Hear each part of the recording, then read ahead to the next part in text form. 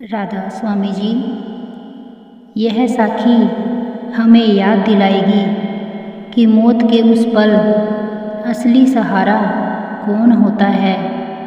एक बुजुर्ग सत्संगी बहुत समय से बीमार था। शरीर कमज़ोर होता जा रहा था, लेकिन उसका चेहरा बिल्कुल शांत और रोशन था। उसके घर वाले डर रहे थे, लेकिन बुजुर्ग मुस्कुराकर बार बार कहता, डरना मत, मेरा सतगुरु मेरे साथ है। एक दिन सुबह उसकी सांसें धीमी होने लगी। उसका परिवार चारों ओर खड़ा रो रहा था। तभी बुजुर्ग की आंखों में चमक आई और उसने धीमी आवाज़ में कहा, देखो, मेरा सतगुरु आया है मुझे अपने साथ ले जाने। ये शब्द सुनकर सब घरवाले डर गए, लेकिन बुजुर्ग का चेहरा मुस्कुराता रहा। उसके होठों पर सतगुरु का नाम था और कुछ ही क्षण बाद उन्होंने अपनी अंतिम सांस ली। चेहरा ऐसा लग रहा था जैसे कोई गहरी नींद में सो गया हो। घर वालों ने बस उसका शरीर देखा, लेकिन आत्मा के साथ क्या हुआ वो अद्भुत था। जैसे ही आंखें बंद हुई, आत्मा ने महसूस किया कि वो हल्की होती जा रही है। अचानक सामने एक तेज नूर फैला और उस नूर में सतगुरु मुस्कुराते हुए खड़े थे। सतगुरु ने दयालु नज़रों से देखा और बोले, तूने नाम कमाया है, सिमरन किया है, इसलिए मैं तुझे लेने आया हूँ। अब डरने की ज़रूरत नहीं।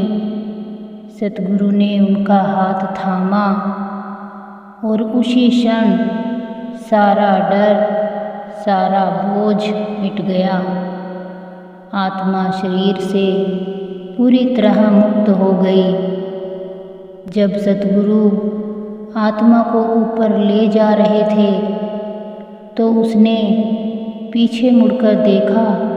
घर वाले रो रहे थे, मगर उसके दिल में शांति, सुकून था। जैसे जैसे आत्मा ऊपर उठती गई, ये संसार छोटा होता गया और आगे नूर की अनगिनत दुनिया नजर आने लगी।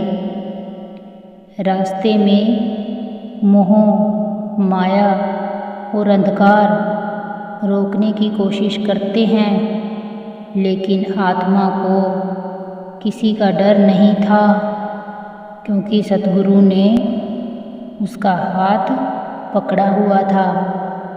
संगत जी, ये साखी हमें समझाती है कि धन दौलत, रिश्तेदार सब यहीं रह जाते हैं।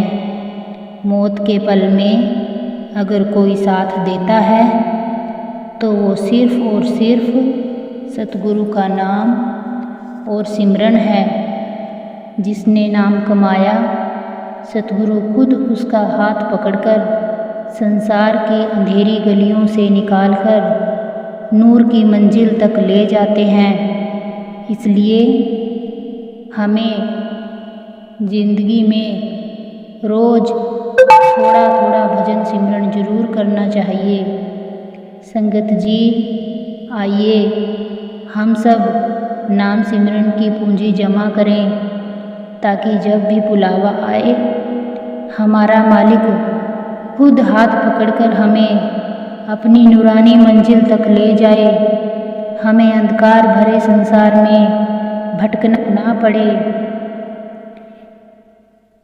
सीख भरी साखियों को सुनने के लिए मेरे चैनल बुकिश बाइट्स को सब्सक्राइब करें। राधा स्वामी जी।